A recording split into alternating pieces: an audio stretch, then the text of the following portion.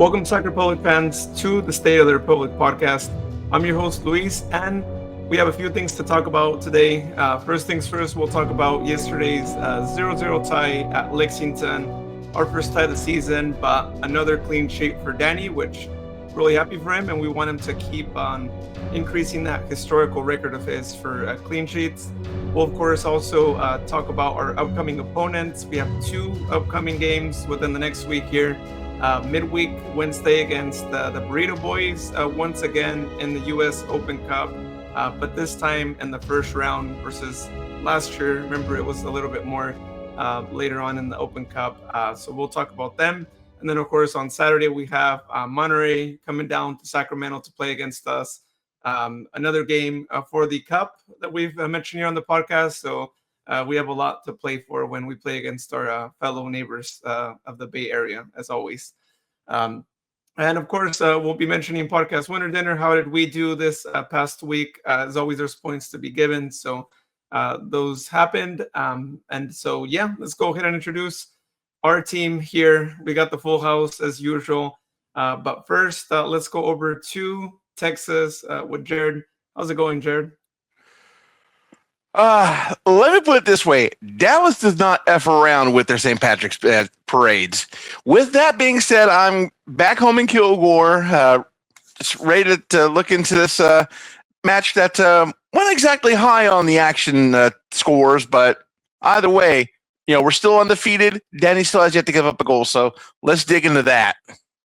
Yeah, the clean sheet, I think, is the best thing there for Danny, right? Because we want him to keep increasing his clean sheets and hopefully be number one this season in that regard.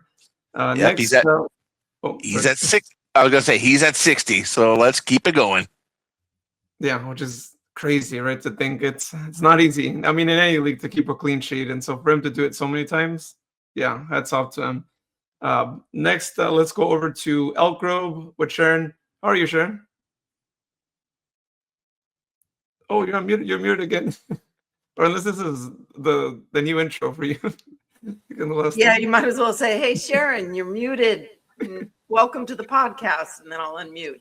So, yeah, no, all is good. Sorry about that.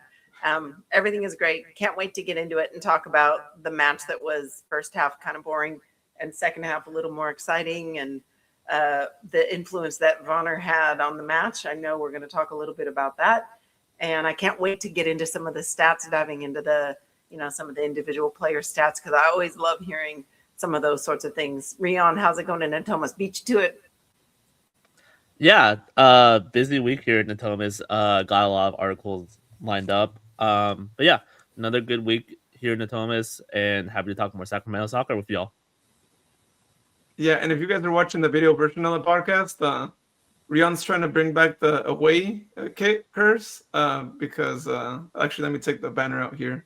He's gotta rep the Hello Cup homies, Gotta rep them as well. Gotta rep Monterey Bay. That is a cool jersey. I will say Monterey actually has a cool color scheme with their jersey. Gotta rep the Crispin Kelp, Kelpie.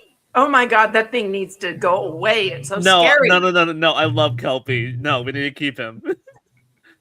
Understood. Yeah, no, at least they have a mascot, right? I don't know why we can't have that brown bear as the mascot. I mean, it was thrown around as a joke, right, at one point, but they got to make it a reality. They don't understand. Like, it does a lot for a team to have a mascot, right? Especially for marketing purposes. You just got to let Rave Bear know that there might be Jello shots at the game, and he might be able to attend, and then we kind of have a little bit of a mascot. Right now, the way that I look at it, the mascot is Rosa with her colorful shoes hitting the cowbell. I mean, that is so Sacramento, really, the cowbell. So at least we have something. Exactly. Or I remember back in the early days, this is actually before I met Jared, back in the supporter group stand.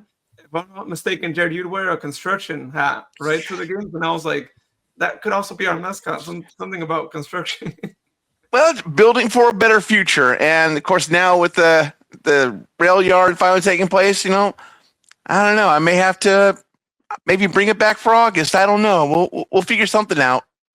Yeah, and speaking of the stadium, right? I think there was some chatter going around that something was leaked, right? On Twitter, right? Or that someone had leaked something about the stadium getting maybe a 20,000 capacity of sorts, right? Which says a lot, right? For USL to be 20,000, I think there's a future plan in mind, or maybe we're just trying to set the standard so everyone knows, hey, build bigger stadiums. All right, y'all. Well, as we did in the last podcast, I know some of you are used to hearing gloss regards here at the beginning, but we'll actually mention them here at the end. So we can get right to it, right to talking about yesterday's 0-0 match. Unfortunately, no goals to share here today or talk about, but we do have plenty of commentary on this match. And Sharon, you were mentioning earlier, it was basically a tale of two halves, and it almost seems like, could we just start playing in the 45th minute in every game, right? Because it seems like second halves are better than first in these two games at least, right? So what were your thoughts, Sharon? Let's go with you first. Oh yeah, you got the unmute with the mute button on. Sorry, I was editing my avatar. I was actually gonna. Okay, so a lot of us in the chat were like, it was almost like a bit of a yawn in the first half. Although I know that there will be, Rian will rescue the first half by sharing with us what some of the duels were and some of the features of the first half and how our defense was solid. However, Lexington knows how we play. So initially, it was great listening to Adam Moffat and Rob McAllister because it was obvious that we were being given a low block, and penetration was very hard in the attacking third, obviously, because I don't think we had very many. Did we have even one shot, Rian, on target in the first half? I don't think so. I don't even think we had one shot at all, right? If I remember correctly, at halftime it was like 0 shots, 0 on target. Yeah, correct. Yeah. So it felt pedestrian to me in the first half. I was kind of waiting for something different in the second half, but I don't know if that was on purpose that it was pedestrian feeling, because we were trying to low block them. They were low blocking us. We were literally preventing anything from squeaking through. Felt like we were playing to a tie, which is so, I don't know, boring in a way that we would want that. But I could be like so very wrong. And I know that in about 2 minutes, we're going to get into some of the more stat-driven analysis that will share. It'll help us talk about what the tactics may have been. And what the strategy may have been. So can't wait to dig into that. However, the whole match, the second half, when we started seeing things moving a little better, I don't know, we were stretching them on purpose. We were calling out their strikers and we were calling out their attacking midfield to come to us, because we were playing deep on our defense, but we were leaving space for their attackers to come in, which would stretch them through the middle of the park. That allowed us, because we're very good on counters for the most part, it allowed us to press up. People like Ryan Spalding and Michel were given a little bit more freedom higher in case there was a way to penetrate the defense by stretching their squad a little bit more. So I think we were figuring that stuff out. But when Dominic Bonner stepped on, what a different game. What a different game. I think he might be a key. I think he needs to come on sooner. We'll talk about that. There's some parts of the episode today that we can talk about things we'd like to see different. So I'll hand the microphone over to Rian. What do you think? Yeah, Sharon, you kind of hit the nail on the head here a little bit.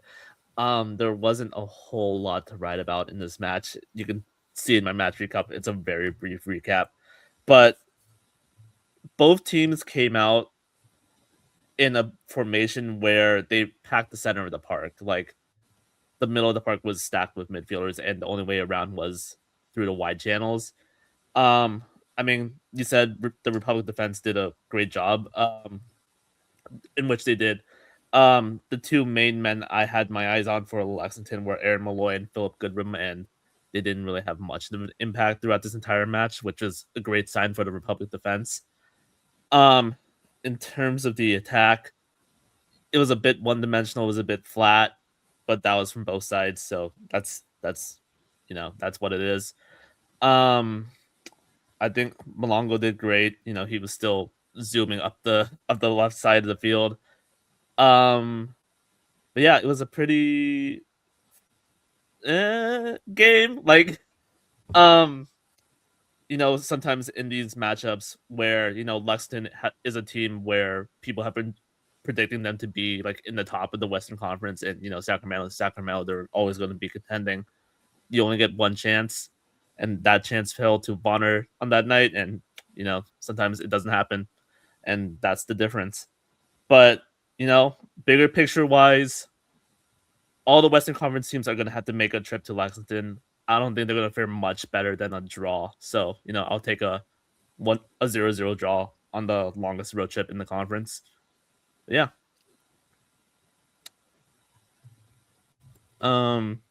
Yeah, that Bonner opportunity you mentioned, that's my only asterisk there, right? Because I feel like that should have been our only goal of the match, right there, right? I think I don't know.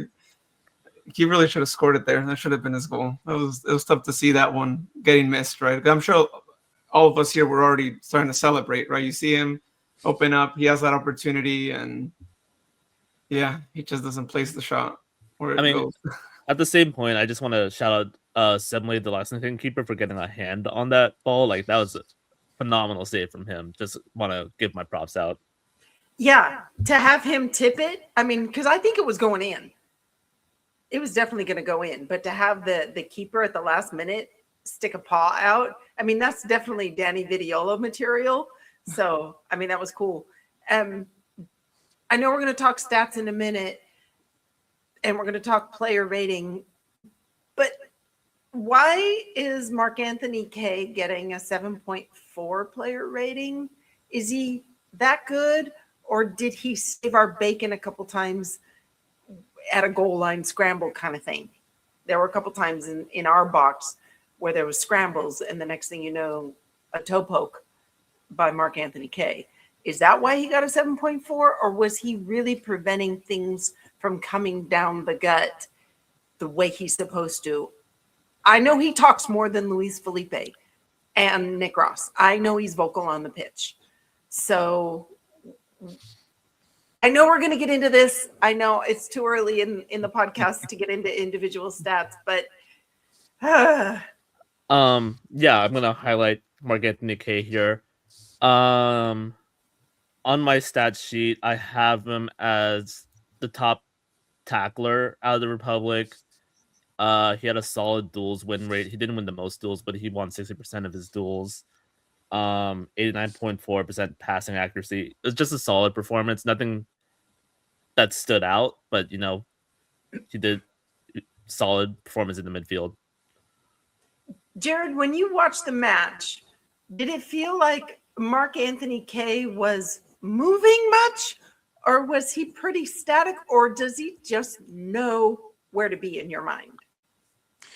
I think that's going to be a question you're going to have to pass on to Vista World Link, because, yeah. Sorry. But what I did see, it was pretty solid there. I could see that the ranking, not so much for flashiness, but just substance. Just kind of like how I like Curtis Martin of the Jets. He gets in there, gets the job done, tries to look for any opportunities, and he'll take it. So, all right. I think it's pretty good. These are solid numbers for him. Solid numbers. Okay, you guys are gonna giggle. I hung out with Tina and Amslin today a little bit, and Tina was laughing at me because she was telling me what she saw with Mark Anthony Kaye was him getting into guys like almost yellow card kind of tackles, right? And so I wasn't seeing that. Maybe I wasn't paying close enough attention. But when you do that as a defensive midfielder, when you get into guys, they stay the heck away from you because they treasure their ankles.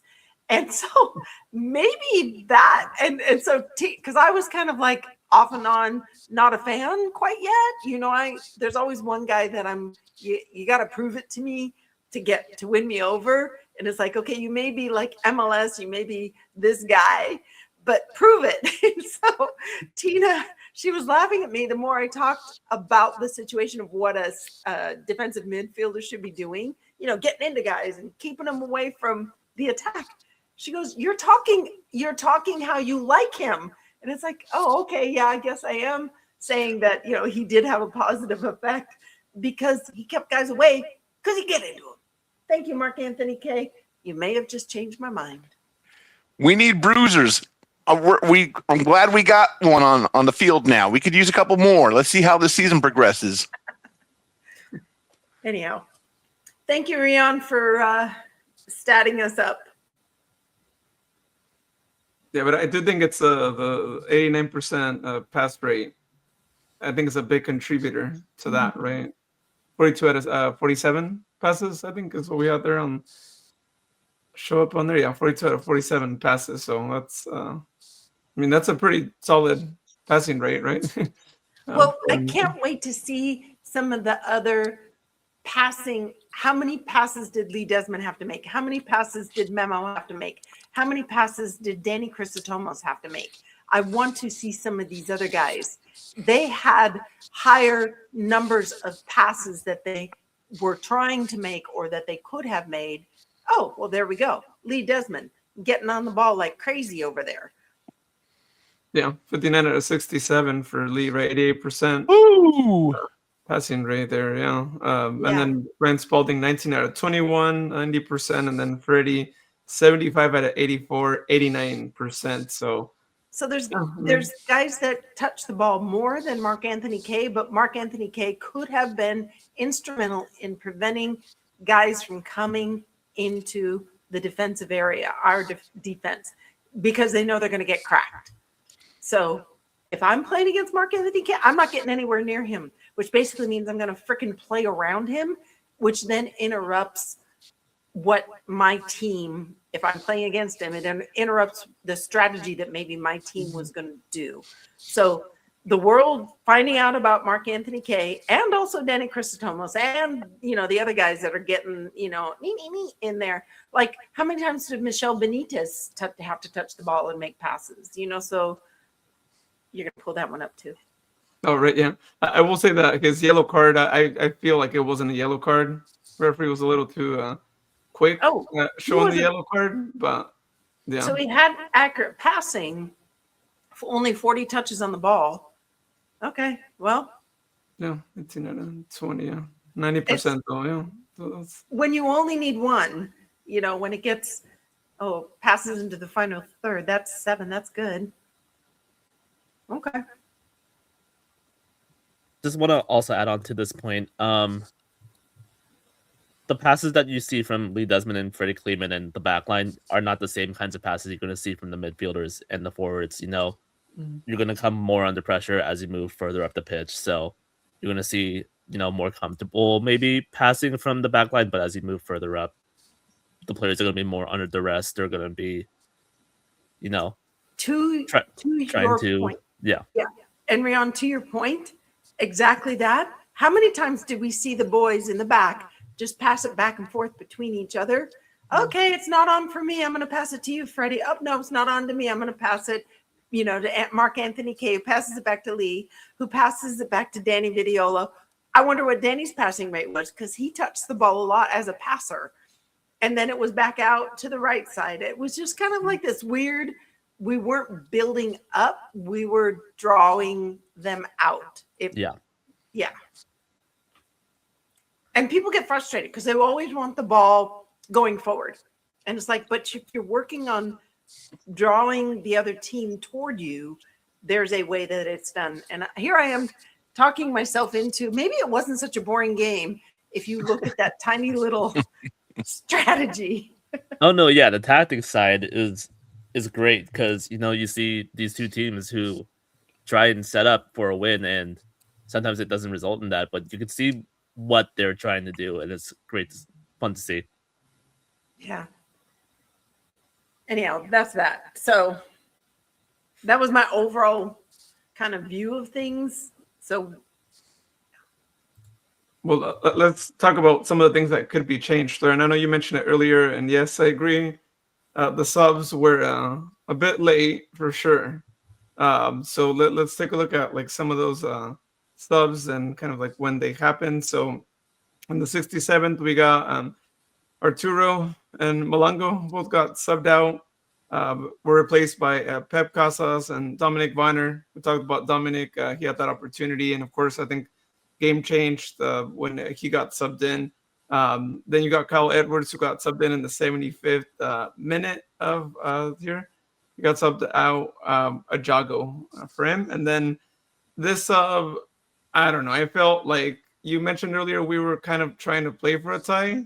It's kind of felt like one of those, right? Chibi got subbed in the 89th minute, and he got subbed in for Ryan Spalding, which I was like, okay. I mean, I don't know. To me, it's a strange sub. To me, I would have just keep Ryan on the field. It's the 89th minute. We're not even waiting for you to have a sub to maybe kill some time. Like, keep Ryan, because we were actually putting pressure there towards the end of the second half, right? I felt like we had a momentum. Of course, I think Lexington had their opportunity there for a second, but we should have kept that same momentum going. And then one more thing I want to add with that late sub is the very last play, right? Chibi is going to do a throw-in. We wasted way too much time there. I think maybe like 10 or 15 seconds were gone because I don't know if Chibi did know who to like throw it to, but it's like, I wish someone on the bench would have been like, hey, time's up. You know, there's 5 seconds left. It's you guys get the last play. Hurry up and do something so referee doesn't blow the whistle right away, right? But it seemed like we had no sense of urgency or no realization that you could win this game. You have the very last play of the game. Don't waste it. At least try, you know, shoot your shot and or do a long throw in, you know, but do something. But didn't happen. So what do you guys think of the substitutions? I'm gonna let Rian talk. Yeah, they were substitutions. New Collins made them, and that was that. I mean, Bonner was the most impactful sub off the bench. He had the opportunity. But yeah, they were there. That's so funny. One thing I do want to mention to keep an eye on is the Ajago and Edwards sub. Collins put him in the 75th minute in the Tulsa match, and then again here for Lexington. So I'm wondering if that's just going to be the regular sub window for Edwards to come into the match. So keep an eye on for that. You know, that's interesting you would say that about Edwards. It's because I would love to see more of him since he's kind of dangerous, but it could be, and our announcers for the game, if you listen to the Fox 40 stream, had mentioned that it takes a couple months to get match fit. And so I'm wondering if that's a situation that they're dealing with Kyle Edwards, or because we have a game on Wednesday.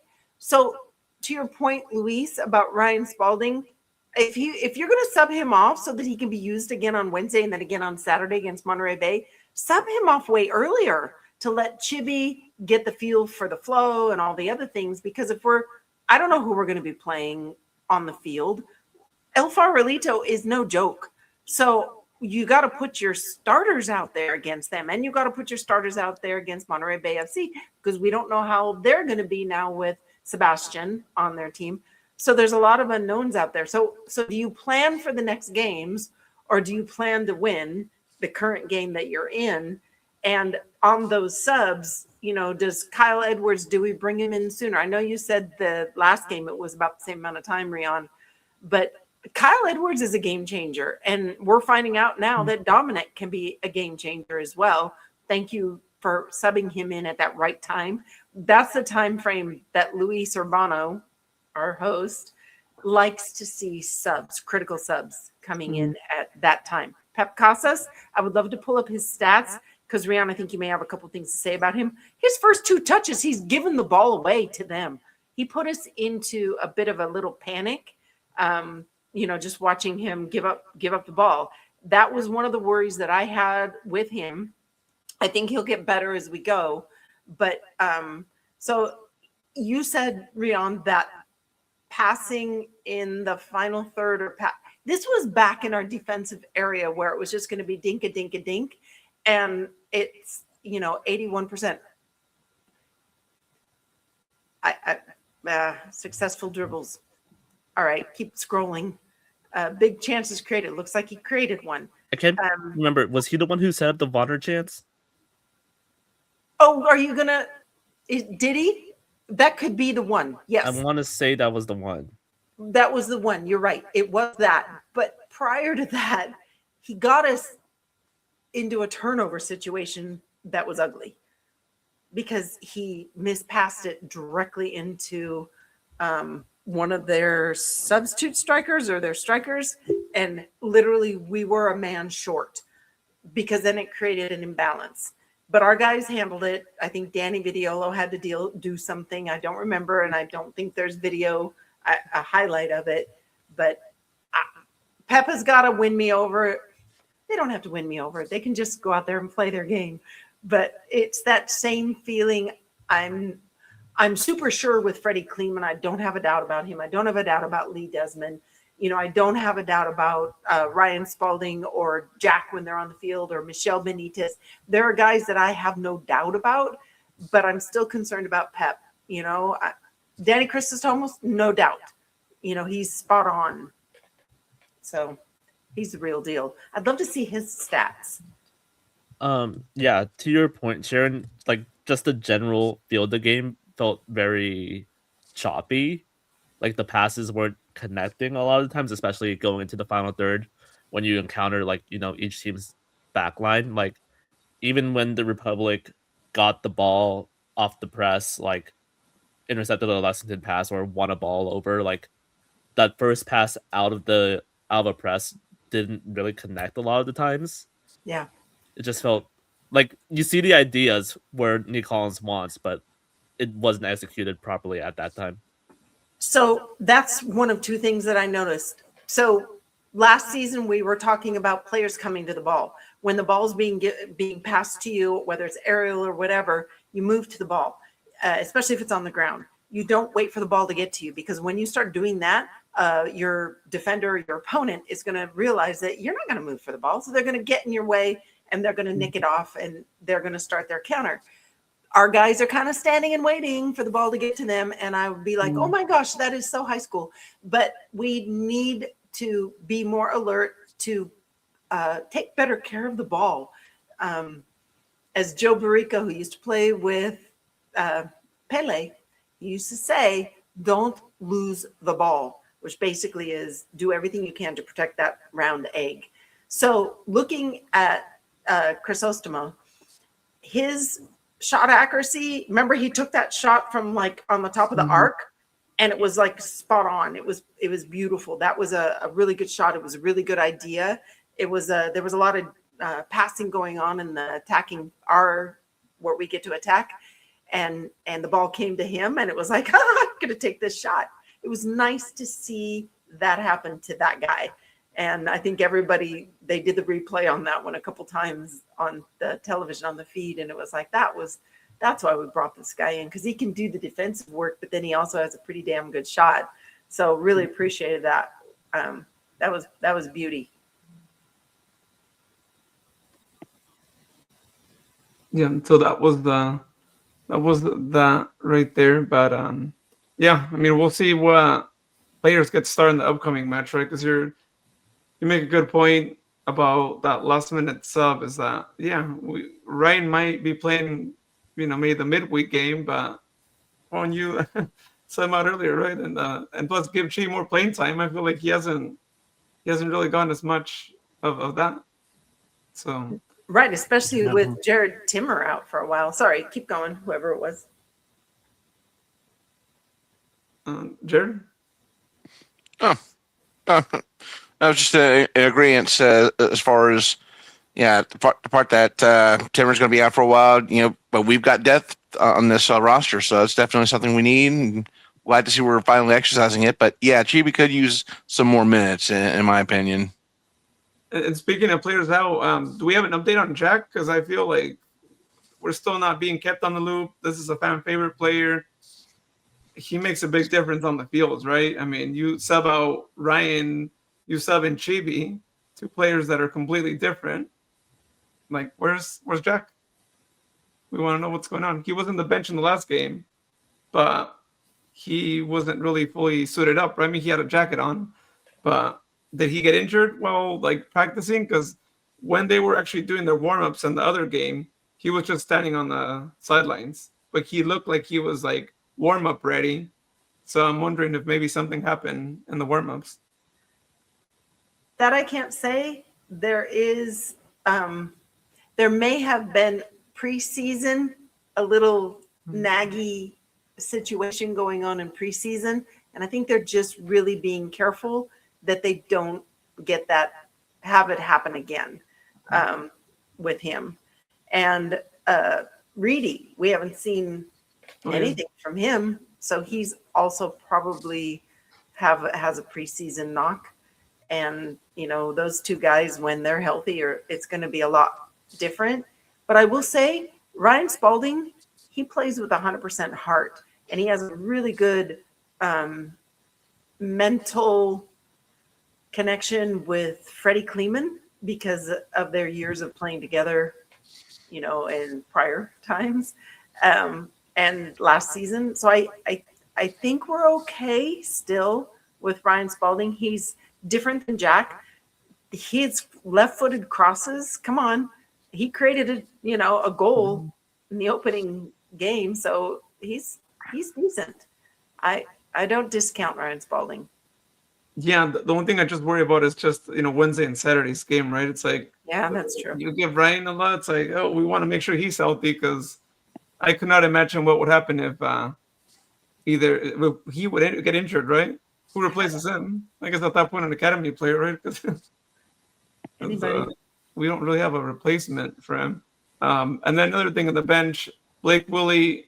Are we going to see more of Blake? I feel like last season he had a lot of minutes. This season, there's a lot of competition, and I think his playing time might be limited, right? Is what it kind of seems like. A lot of competition.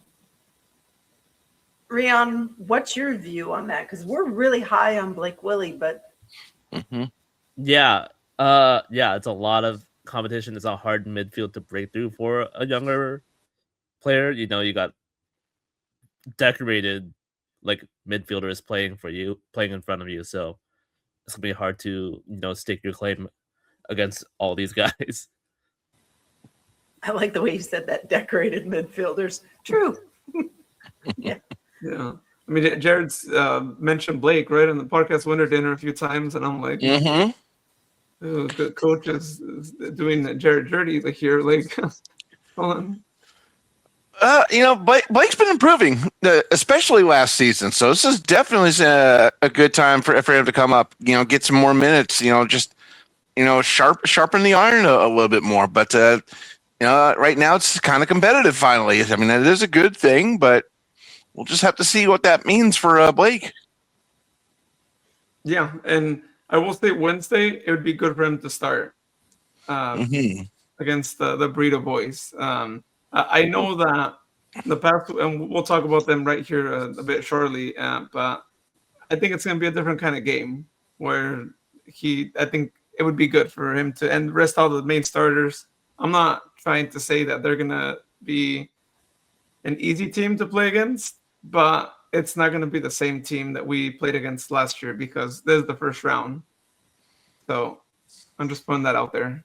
So I predict it's going to look like chaos from the Burrito Boys, just simply because they have a different way of playing. They're in a different league, or level than us. And it's going to feel chaotic because they're going to try, just like they did last time, they're going to throw everything in the kitchen sink at us. And it's going to feel chaotic. Seriously. Yeah. I mean, are we ready to start talking about them? You guys want to? So is there any other commentary on the match? Rian, were there any other stats and things like that we missed that were important? I do want to highlight.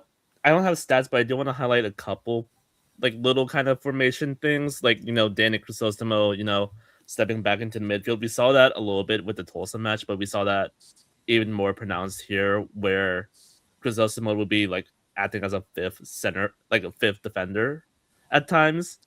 So, it's good. It's interesting to see that and how that will transpire over the season.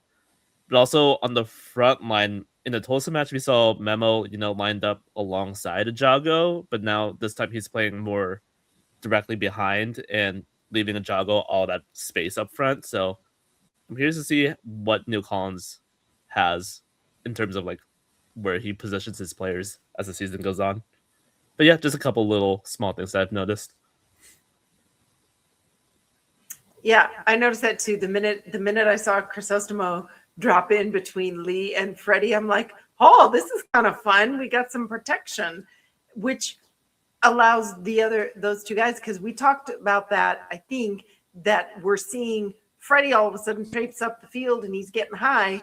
They're not expecting that. But you see, if Crisostomo drops in for cover, then that allows one of our other center backs to march up the field unexpected. And those are the things that create chances, is when you have somebody coming at, it's like, wait, he's in the wrong position. It screws with your opponent's brain. Zone can only do so much, when you're doing a little bit of a zone defending, so to speak. And then you see a guy, it's like, that number 4, that's not my guy. It's like, it really messes with you. So I'm hoping we get to see more of that. It's creative. It's a little bit more creative. Yeah. All right. Well, let's go ahead and take a look at some USL stats here. How are things looking like, especially in the standings side here after only 2 games played, of course. But it's really interesting to see Oakland Roots in first place. I don't recall a moment in the past where they were in first place there, but hey, maybe different team, right? Because they the only team so far in the Western Conference that has won their 2 games, right? 6 points, first place there. Then you got El Paso in second with 4. We have 4 in third.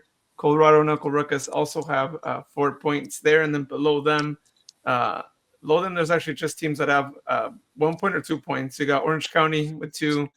And then the list goes on, right? Las Vegas, Phoenix, Lexington, FC Tulsa with 1.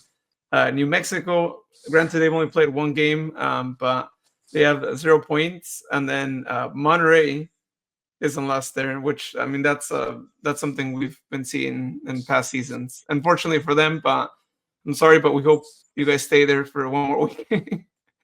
At least until they play against us. Well, I can tell already Oakland has majorly improved when it comes to week 2s. I mean, last season, week 2, according to the graphics that was put up by CBS, they were already eliminated from playoff contention after the second week last year. So the fact that they're up there in first or getting close to first, that's a big improvement for Oakland. So good job, y'all. Yeah. I forgot about that. Thanks, Jared, for the reminder. The other team was the Lights too, right? I think Las Vegas was eliminated after the first game too. Interesting fun fact, we know that our friend Will, who enjoys going to Oakland Roots games, by the way, he went to the Oakland Roots game and then you turn around today, went to the San Jose Earthquakes match and saw him lose. But he does like the Oakland Roots, so I bet he's happy that the Roots are at the top of the table. It's like, but what about Sacramento? It feels weird to see us in third, although the USL standing sheet had us in 4th. I think they screwed up. Yeah, I think it depends on, well, I mean, it's really on the season, the tiebreakers and all that stuff. It's like, who's played against who already here? Yeah. Out of the 4-point teams, right? So it'll be interesting to look at the form. Unfortunately, we're in 4th here, and then in the Eastern Conference, Louisville. It's all about Louisville, whatever. Anyhow, I don't care about the Eastern Conference right now. What do we care about? Yeah. They're right there. 6 goals to them, 2 goals against. Now, all I'll say to Louisville is Detroit City, right? Because they got knocked out in the first round, right, against Detroit City. So, what is it? It's not how you end the season, right? It's how you play in the playoffs, right? So. they can win. They can keep doing all that, but yeah, that's it'll be determined. They're Hartford Athletic in second though, so they're trying to stay up there. We'll see what happens. I don't even want to look at some of the other ones where we have friends. Yeah, we've got friends on Indy 11. We've got friends on Loudon. Birmingham. Oh, Birmingham Legion. Mark's now former team. Yes, former team because he's the assistant coach for Dallas. In the MLS. Miami FC. Didn't they just get trashed again? In the only game they played too. It's like, oh, there goes Miami. Yeah, Miami's being Miami. I was like, oh, I don't know. Yeah, and they don't have Jonathan Ricketts to save them. No, they don't. Not anymore. So let's take a look at the El Farolito, what their last few games have looked like. Are they in league right now, or are they off season? Because I know that's who we play this Wednesday. Yeah, so let's look at the Burrito Boys. And the reason why I might sound really confident here is because their last season game was in the final of MPSL back in August 2nd, in which they actually lost against Hickory. They lost 3-2 in that final game there. This is a team that hasn't played for a while, I think. And on top of that, it's the first round of the US Open Cup, so we're not getting a team that has that motivation, right, where they've been winning more. So I think it's going to hit them that they have been pretty inactive. I'm sure they've been practicing all that. As any other team will to prepare for Open Cup. But at least we have 2 league games to count for, and we're not where they're at, where they haven't played in a while. So I think it'll be different, but we'll see. I think all of our predictions are going to be, a little different this time for this game. So that's all we could say for them is they actually didn't win their MPSL championship. Wait, I do want to throw in, they did come home with some silverware last season. They won the Hank Steinbrecher Cup, which is the champion of champions tournaments for all the amateur leagues, and they came away with the win there. So they do have some silverware to them last season. Okay. Oh, that's cool. I didn't know about that cup. Yeah, that's a nice thing they do. Yeah. But this game's going to be an incognito, right? We have no idea. We have really no recent form to compare him to. Yeah. No, this is anyone's game. I'll be interested in hearing the predictions here shortly. But yeah, this year we start in the first round. Rian reminded me before we started recording, it's a World Cup year, hence why they don't move us ahead, right? I believe last year, wasn't it third round, I think, right, that we started? Yeah. So this time we're starting out from the beginning. Yeah, so ultimately, El Farolito hasn't even put up the masa to be rolled out yet, let alone get into mid-season form. So we'll see how that goes. Yeah. So we're the first ones to see, right? Who we're up against, but I think in general, of course, the pressure is always on us to get the wins here, but even more so when your opponent hasn't played since August of last year. So there is that. But if it was up to me, though, I'm not starting any of the starters for this last match. I'm giving more players who are on the bench an opportunity to play because I feel like they have the capability of being this team. If it was any other team, even League One wise, I would probably be like, no, do all your starters. But MPSL, they haven't played since August. And I'm going to keep mentioning over and over again, our bench players are perfectly capable of taking care of that too. Of course, in goal, I think it'll be Jacob. I highly doubt it would be Danny there. But especially since we have a game on Saturday too, right? It's like, what do you guys think? Do we see any of the starters in this last match in that game? Starters come off the bench in my mind. When we played former US Open Cup early round matches, we had our starters. You could see them chomping at the bit when they could sense that things were getting a little in disarray. And then when needed and they went on the field, what a difference they made. So I have a funny feeling it'll be very similar to that, but I think we're going to see six starters on the field to kind of hold the fort down. Honestly, it's usually 5 or 6. Thoughts? Let me read off the lineup from last season's El Farolito game so you guys can get a comparison. So for keeper, we had Mazzola.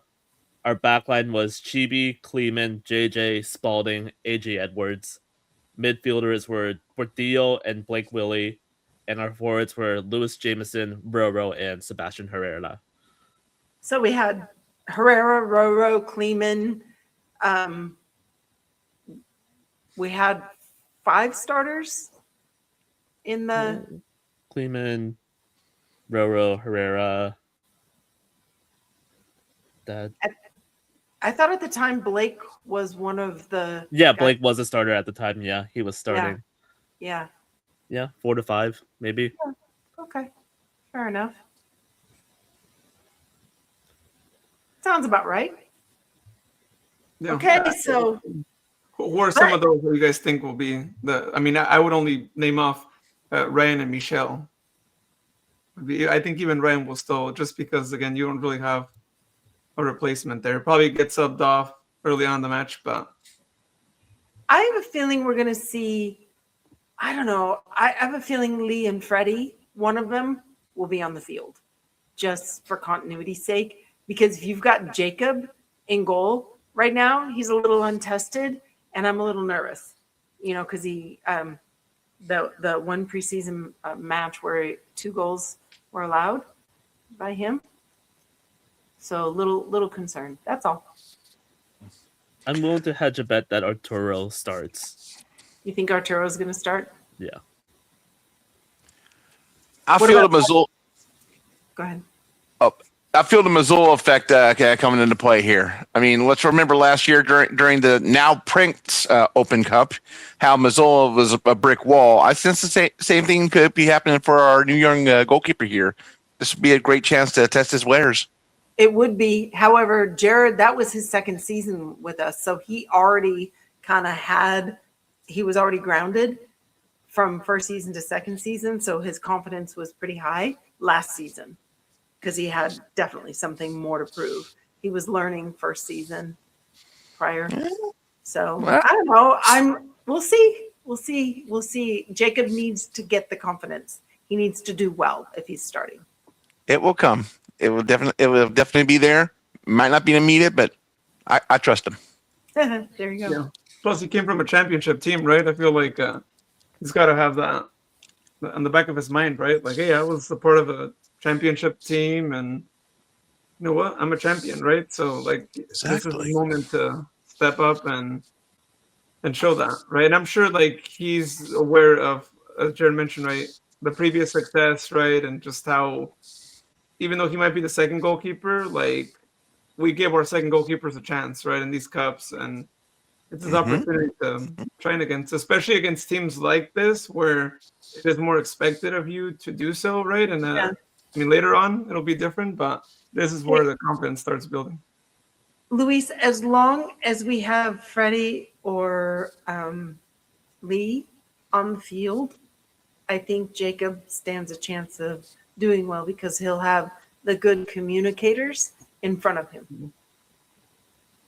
Just like what we talked about when we interviewed Lee, the communication amongst the defense is critical, and Lee says it's much, it's very good this year.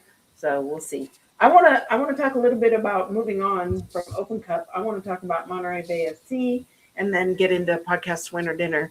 As much as I don't want to, I want to, because we're getting long in the tooth here.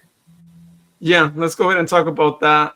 But just so you guys know, on Wednesday, that's the game, Wednesday, 7 p.m.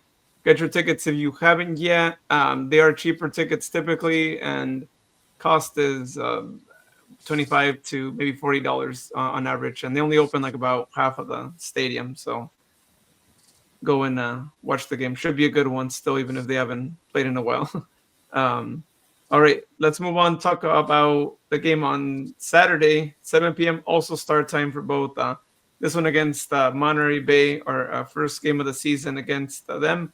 The recent form, they lost against El Paso at home 3-0. and then they lost against Oakland Roots in their little rivalry match there, 1-0, also in Monterey. So this is their first away match of the season. And so this is a team that has 0 goals scored and 4 goals against. So, but not to have high confidence because you never know, right? I mean, like you mentioned earlier, Sharon, they just got Sebastian. I don't know how many minutes he played against El Paso or what his form was like in that match, but yeah, I mean, I think that was going to be his match of, like his debut match of sorts too. And we can actually like click through here and see if he actually saw any like playing time. But yeah, still dangerous, right? When they have a kind of player like that playing for them. We know that he has plenty of MLS experience. He played with the national team as well. So you can never discount this Monterey team, right? Because sometimes they might not look as great score-wise, but we remember last season, that game we went at Monterey, we lost against them, and they were low on the table, but they played like a much higher, like standing-wise team. So, yeah, Monterey. What are your thoughts, Sharon? We just have to beat them. A little concerned about Sebastian.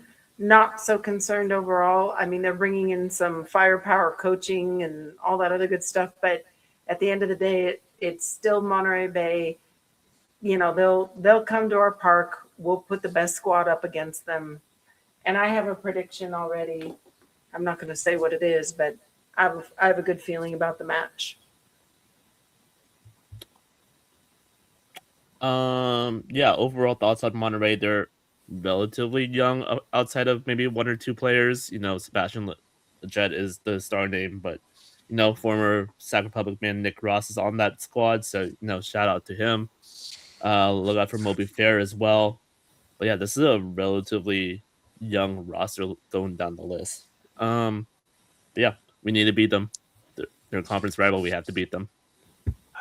They've had a busy offseason, and it shows. I mean, just given the fact that they swooped up and picked up Nick Ross, that's going to be a weird sight after so many years of having him on our side here. But you know, it's definitely a starting out time for Monterey Bay. I mean, with all the transactions that they've had, you know, they're going to have to get used to gelling more chemistry again. But I think with Ross as one of the leaders there, I think it'll probably be a quick turnaround time for Monterey Bay. Let's hope it's not too soon, of course. Yeah, no, we'll be able to see Nick again at our park. It's going to be kind of weird seeing him with the Monterey Bay jersey right after all the years he was with us, and definitely a guy that we were not thinking was going to leave, right? But then you just let him go. So we'll see how things go over here, But yeah, we'll see everything. Hopefully, we're not the team that they get their first goal that they score the season, because you know those teams who haven't scored a goal yet, especially after 2 games, are going to be really hungry for that goal. Especially again, their new signing Sebastian is going to be wanting to score his first. So let's hope it's not in Sacramento that happens. So yep, that is that. And so with that. Let's go ahead and move on to our competition here, our weekly predictions contest. I'm sorry, Sharon, but actually you had your predictions earlier. I know it's early on the season, so maybe you might not be too worried right now. But let's go ahead and show how things went. I just need a good proxy at this point to start helping me out. Oh, yeah. And we'll probably plan for proxies. Maybe you guys are okay with that after Monterey Bay? The game after that? Well, let's just stay in touch and make sure that we can all pull a proxy. Valor Nash is not allowed to be a proxy. Nope. I have no idea what you're talking about, Jaron. Valor Nash is fair game. Well, then I get Ryan Hodek. So, wait, so are we doing proxies for El Paso? No, wait, what? You mean? The game against El Paso, the following after Monterey? Well, we'll see. Let's stay in touch and make sure we all have a proxy we can pick from. Although Amy was lucky, my little lucky leprechaun last time that I picked her as a proxy. Jared almost always goes with Scott Bradford. That's your bestie, honey. That's your bestie. I know. But I'll sort something out. You know, I always do. It may not be the best answer, but I'll figure something out. Yeah, Valor Nash, if you're listening to this, screw Rion. I mean, screw him. Screw him up. Give him like horrible, like a goal line of 5-6 or something. Okay, whatever. Just watch that happen too. I know. You might. We'll see what happens. We'll look back and see. See how many points are won or lost, right? Because again, sometimes all it takes is a few points at the end, and well, Sharon knows it well. You might have been close to winning, but then a few points. Yeah, I'm just gonna leave right now. I'm out. I'm not gonna participate in a podcast winner dinner any longer. I'm done. So let's give our predictions for the Burrito Boys game on Wednesday at 7 p.m. So let's go in reverse order this time, and then we'll do the other order for the Monterey game. So Rion, you want to get us started with your predictions? Yeah, so just going to throw out some names here to keep an eye out for El Farolito, Denbor Benson, and Edgar Cray were their leading goal scorers last season. They were tied for 5th in the MPSL, and Kevin Gonzalez, their goalkeeper, won the MPSL Golden Glove. So, they have some quality players. But, this is their first competitive game of the season, I think. There's no real information on them, so it makes it hard to write a prediction post about them. But I'm going to go with a 3-1 result for Sacramento. Dude, stop reading my paper. I think El Farolito are capable of a goal, but I think Sacramento is going to win it handily. For goal scorers, I'm going to go with Edwards and Arturo. For assist, I'm going to go with Arturo. I'm really hoping Arturo plays that match. First yellow, I'm going to go with Edwards. Oh, no, first yellow card for the team, I'm going to go with Sac getting the first yellow.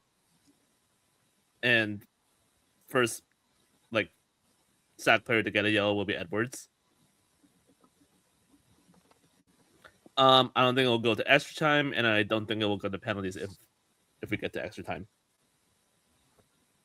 All right. Let's see. For my prediction, I'm actually going to go with I think Jacob gets his clean sheet, so I'm going to go with the 3-0. For the goal scorers, let's see here. I'm going to go with Jago, and then I'll go with, let's see. I have a feeling Crisostomo might actually be another one of those starters. So I'm going to go with them as this other goal scorer there. For the assist, I have a feeling Brian will start too, so I'll go with Brian. First yellow card, I'm going to say Farolito gets that. And then for the first player to get the yellow card, I'm going to say that Blake Willie starts, so Blake gets the yellow. And then for extra time, no. And then if there's extra time, there will not be penalty kicks. Jared. All right, I'm going to tell you when I say this, I am not trying to say I'm going for a breakfast score, but I am going to say it's 3-1. So, not desayuno. That's breakfast. It's Sacramento winning, of course. As far as our goal for that, I am going to go with Malongo. I mean, he'll get some more minutes there. And my other choice for a goal is, you know what? I am going to go with Dominic Vonner for my second choice for goal. Let's see. And our next items are going to be is that first penalty or first assist? All right. You know what? I am going to go with Davion Kimbrough for assist. Ooh, spicy pick. I like that. Could be. Yeah. And as far as first yellow card, I'm going to go with that Farolito. They're gonna get the first yellow because once again, they're all rusty. We have no information about them. They're going to take a little while and may make some mistakes. Maybe make more than we do. And as far as first yellow, I am going to have to say Essel gets the first yellow.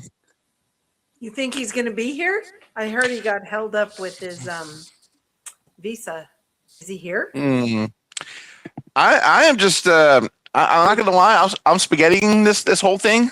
Okay, so you're hoping Essel's in town. Okay. Well, given that thought and some comments I won't make, let me go ahead and change that. I'm going to go with Pep Costas for first yellow. That's a good choice. He's on my list too. I don't see any extra time happening on this, and if we do go to penalty kicks, I mean, of course we'll win. But to be on the safe side, I'm going to say no penalty kicks. It's not even going to go that far. So I'm also going on the 3-1 boat. But my goal scorers, I'd cross Malongo out because I figured he's not going to start. Kyle Edwards is my goal scorer. My backup is Dominic. My first sorry, not backup. We just 2 goal scorers at any moment. Oh, okay. So Dominic. My first assist, oh my gosh, it's a coin toss between Memo and Pep because I don't think we're going to see the standard guys. I think I'm going to go with Memo. I think he's going to keep pushing Memo to do his job. First yellow, I got Sac, and my yellow card, so I have 3 choices here in my brain. Who's going to touch the ball a lot? Michel Benitez, Mark Anthony. But because we're going to have a rotated squad, I have Blake Willie as my first person. And no for those 2 things. Yep.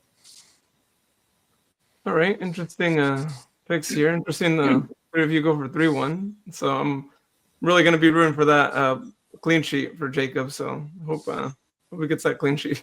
Yep. All right. So that's that. Now let's move on to Monterey. Our predictions for that one, Sharon? Sure. I have a good feeling about this one. It's going to be a 2-0 clean sheet for Danny if he's the starter.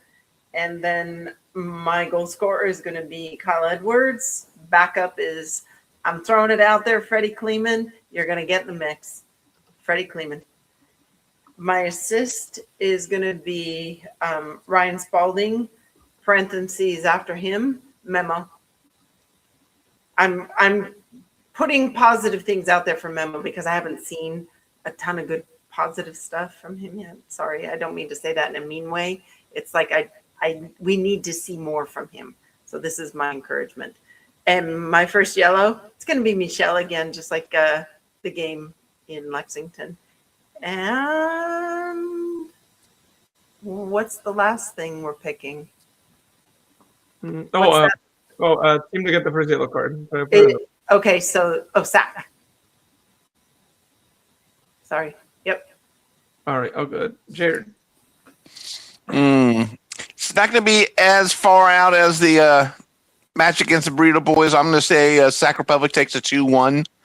As far as my goal scorer, I am going to go Arturo for first goal. And if he doesn't make the pitch, then I will go with, and I'm probably going to kick myself in the butt behind for this. I'm going to go Lee Strasberg. I'm going to throw that in there. Who? Strasberg. My neighbor? Yes. Okay. Your neighbor. Luke Strasberg. Thanks. He's going to like this. I'll have to tell him to listen to the podcast till the very end. All right. And as far as, let's see, I can't even read these fields here. That's on me. Yeah, the field isn't track. This is your assist. Okay, so assist. You know what? Assist. I am gonna go with Lee for that. First yellow. I am gonna say. You're back up on the assist because we get backups. Okay, back up on the assist. I am gonna go with Malongo.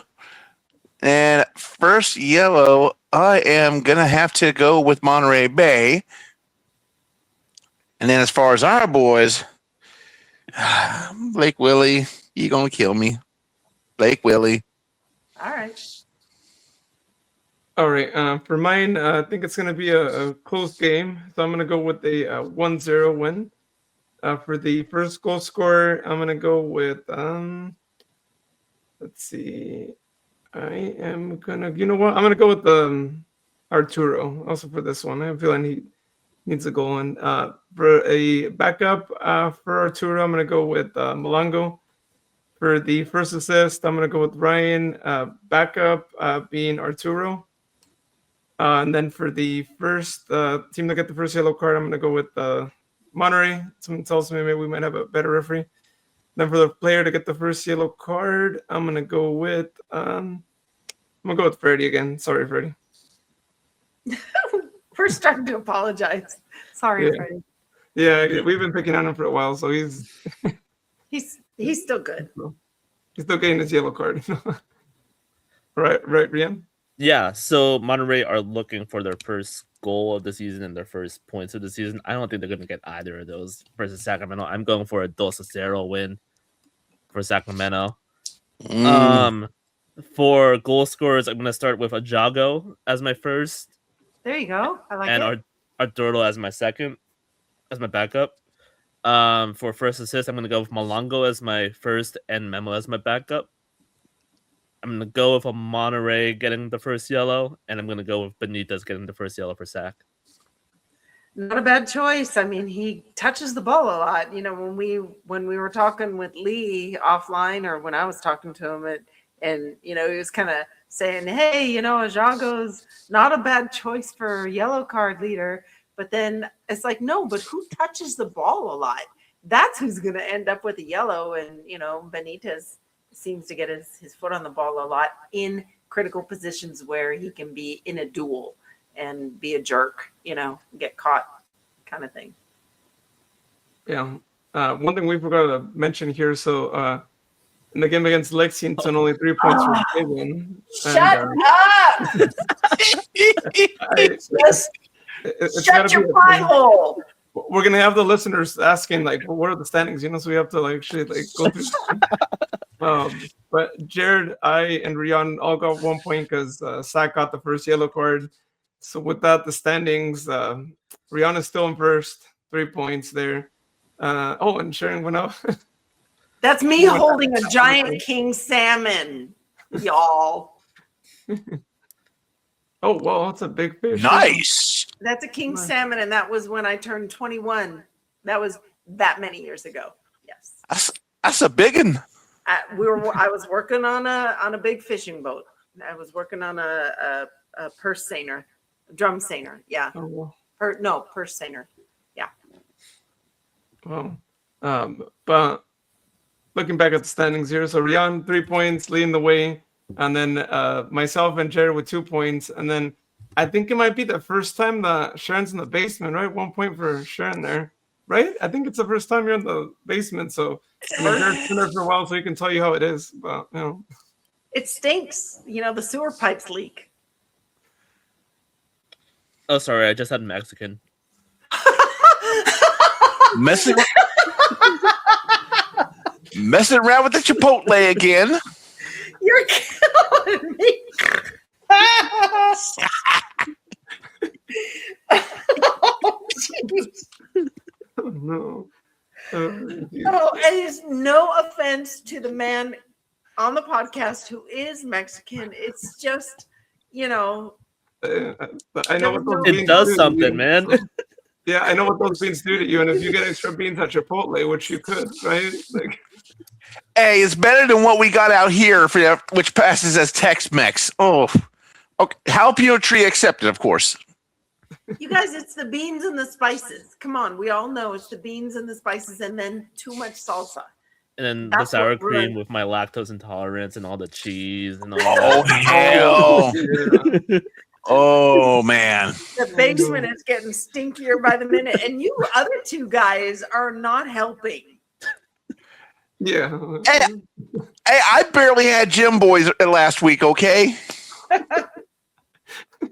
You know, I eat beans all the time, so. Thanks, Yeah. Luis. Thanks, guys. You're such a nice help for me But, in the basement. Hey, a lot can happen in a week, though. I feel like next Sunday, these standings are going to be a lot different. There's 2 games, a lot of points. Someone could be stuck in the basement for a while after these 2 games. She's probably already going to be jumping up to second by the time next week rolls around. I don't have a good feeling about this year's podcast winner dinner because I don't know the players I just don't know them well enough to do predictions. I mean, I'm flying by the seat of my pants and it's not fun. I don't like this. It's like okay, so Tina knows, all my friends, all you guys know, I get anxious and John knows this too. When the teams when like we're in third place, and I was already pulling the anxiety card, about I don't like seeing us at that point. And Gina in the chat, she's like, "Oh, I knew you're going to be like that," because they know me well enough. I don't like being in last place because I'm highly competitive. You guys all know that. Even at my age, I'm still competitive when it comes to this sort of stuff. And that's why it's like, oh my God, I can't believe you guys. I cannot. I'll put it this way, Sharon. Back in Dallas yesterday, I found the perfect shirt that describes my picking ability for this podcast chicken winter dinner. Correct, cowboy. Yeah. There's a law firm handing these shirts out, so I figured why not. There you go. Yeah. So I'm taking care packages to help me get through the anxiety of being in the basement, of, having our squad in third place already, and people telling me, oh, but it's only the second game in season. Stop it. And it's like, eh. So care packages, I'll give you my address offline, and I'll take any anxiety care packages. But I don't do THC. Sorry. I mean. Sit it over here. There might be some right there in the basement, though. I just have to look at the right. First dibs. You got to get in the basement with me, Jared. Hey, have you seen how I pick these things? Rihanna's just sitting over there adjusting his little halo. I'm glad you didn't put your crown on tonight. Oh, that's a good point. I should start wearing my crown again. No, just stay. Yeah, I should have said a word. He might jinx it this season, though, right? I mean, that's really early to start putting the crown on. But yeah, no, you're right. I mean, that season's going to be really unpredictable. I mean, we were talking about it earlier. Jack being out, right? Jack was a part of our predictions, and the team doesn't let us know ahead of time. So we're going to be dependent a lot on those backups, because if someone gets injured, we have no idea. We'll find out day of a game, and they might just not be there. So yeah, we'll see what happens. But get those proxies ready, though, because we're gonna have more proxies this season than last season, and we'll get them coordinated more ahead of time this time, so that way they can send the prediction like in advance. All right, well, let's go ahead and jump into now our pretty much our almost last segment here of the podcast. So Sharon, go ahead and get us started. Yeah, so our golazes of gratitude are when we express gratitude for something that has either happened in our lives or whatever. So mine, there's too many to name. I'm just happy to be here. Happy to have had allergy testing done on my back and have the grit on my back. Happy to have the support. Gratitude to my sister and my mom for standing by with, I don't know, the advice that comes from older people. And then big thank you to Chris McAnich and her mom for inviting myself and some others to a Bubbles and Bites brunch as a fundraiser for the senior center. Speaking of seniors, that was Saturday. I really appreciate having that opportunity and being gifted a seat at the table with them. And just in general, thank you to all those who touched my life and who put up with me. Thank you. Oh shoot, it's me. Okay. Yeah, I have a couple golazos here. Firstly, the game Pokopia that just came out recently. I've been sinking so many hours into that game. It's like a little Animal Crossing, but like in a Pokemon package, kind of deal. It's a great game. Highly recommend if you're into that kind of thing. Another thing, one podcast I've been listening to lately is The Away End with Daniel Alacon and John Green. If you know John Green, he's like an author of sorts. But they talk about like the World Cup and like different facets of the World Cup. So it's a good listen. They're like 8 episodes in. Sorry, but yeah, go check that out. And also, it's just a great time in general for sports right now. F1 starting up, March Madness is around the corner. Soccer season, in America is getting started. The European leagues are hitting their like trophy season. So yeah, just a great time in general for sports. Those are my golazos. Jared? All right. Well, some of these may be repeats from last week. Some of them are going to be new, but I've got to put them out there. So first of all, lots of gratitude for last week for Tower Bridge Battalion for having such a fantastic tailgate. Loved it. Can't wait to be back here there in August. Also, lots of gratitude going out to HEB over in Plano for being a block away, giving me an exercise. With the world's strongest man carrying 6 bags of groceries. Keeping like this, but that's all right because now I've got the Jolt coming in tomorrow, so I'm going to have this tomorrow. Thank you, HEB, as well as having their electrolyte drinks for $3. Badly needed around here. Lots of gratitude to Metro PCS on Howland Arden because they had my mom's phone right off the bat. I was able to get that programmed, set up just like her old phone, and she's over the moon with it.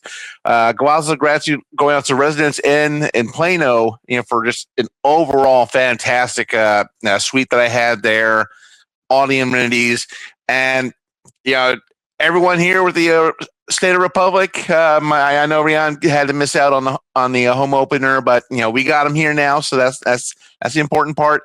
And to all listeners, everybody that swung by the tailgate, I appreciate you and love you. And lastly, lots of gratitude going out to Atletico Dallas, who had even let me aware of this St. Patrick's Day parade, which believe me, they do not mess around with. If you're a first timer, you're going to be in for a bad time. But other than that, thank you, everybody. That's what I've got. For mine, I only have 2 here. One goes out to Lee Desmond from being on the interview last week. We're looking forward to doing more of those interviews with y'all here as the season goes on. Then another one goes out to all the listeners and viewers of that interview because, the numbers are just way out there, way beyond what we get for our other episodes. And so thank you to everyone who listened to that interview, who's seen the interview. I know I had to post it a little bit later than the audio version of the podcast. So just so you guys are aware, usually the audio version of an episode gets posted first, and then the video one might sometimes take me an extra day or 2. So if you want to listen to something quicker, you might want to just go back to the podcast and listen to it there. But thank you to everyone. That was great.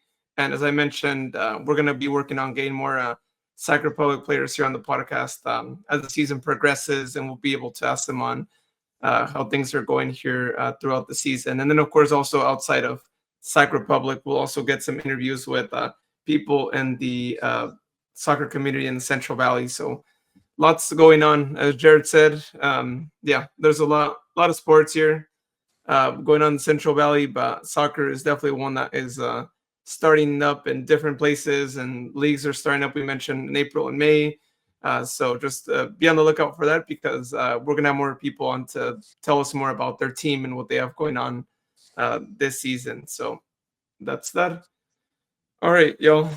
Last final parting words here before we say have a good morning, good night. And let's go with Jared first because he actually had something on the screen there, and so you could describe what's going on. Jared. Yeah.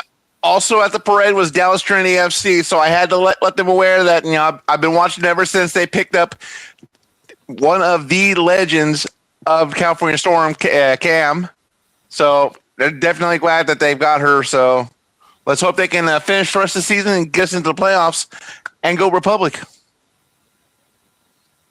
Yeah, I just want to say California Storm season tickets are available. It's only $75 and it gets you into both leagues that they play in. You can pack the car, just show your pass, and boom, you're at the match. So go Cal Storm, and still love Stockton Cargo. Luis, I know you're going to say something about them, and always go Republic. And thank you everybody for listening in. Keep an eye on the site. It's going to be a busy one this week. I will have the match recap for our Lexington match. I'll have a preview for El Farolito, which, heads up, that will be a brief one because there's, as we said in this podcast, there's no information out on this El Farolito squad so far this season. But I will have a match recap for that match, and I'll have a match recap for our weekend match against Monterey Bay. Just keep an eye on the site, keep updated with that, and go Republic. For me, one quick update on Modesto USL. This week, the city council met to actually extend the exclusive negotiation period with the USL. Now that extension is all the way till June 10th, and this is to figure out stadium situation, all that stuff. A bit worrisome just because it's the second time that they have an extension done with USL. So we'll see what happens there. Of course, there's a lot going on that front. So might be actually releasing a video here for the YouTube channel to talk a little bit more about that. But you guys are wondering what's going on with that. That's what happened there. But aside from that, y'all, as always, check out the website, sacsoccerpod.com. You can read Rion Solis-Quell blog. You can actually listen or watch all the episodes we recorded here. And you can also watch the YouTube videos that we put out there if you prefer to watch them on the website. Just another place to check them out there. Also, if you guys haven't yet, follow us on the socials. Shout out to everyone, especially on Instagram, who liked that video that I put out there of Freddie celebrating his goal. Especially one of our commenters there who actually saw himself there celebrating with his niece, and a special moment that I accidentally captured on video right there as I was trying to capture Freddie's goal celebration there. But yeah, thank you. We're going to be doing more of those videos because it seems like people like to see them, especially if you don't go to the games or you don't get the chance to go. It's always great to be able to see anything at the stadium that the cameras might otherwise show, or just see the perspective from a fan perspective there with the video. So tune into that. We'll probably be doing more of those videos, and we might be doing more of the videos that we used to do before as well, by the way, the game day videos. So just be on the lookout on the socials and on YouTube for that. But with that being said, y'all, have a good morning, good night, whenever you're listening to us. Thank you so much for watching and listening. And you'll hear us or watch us next week here on Stay There Public Podcast. I'm not going to say it quite yet because Joe Wagner, our former president of the club, just sealed the deal with Sunrise Mall and the city of Citrus Heights. Yeah, to put a giant sporting complex in at the Sunrise Mall. And also one last thank you to Rion for Tuesday trivia. You know how much I love it. And cue the music.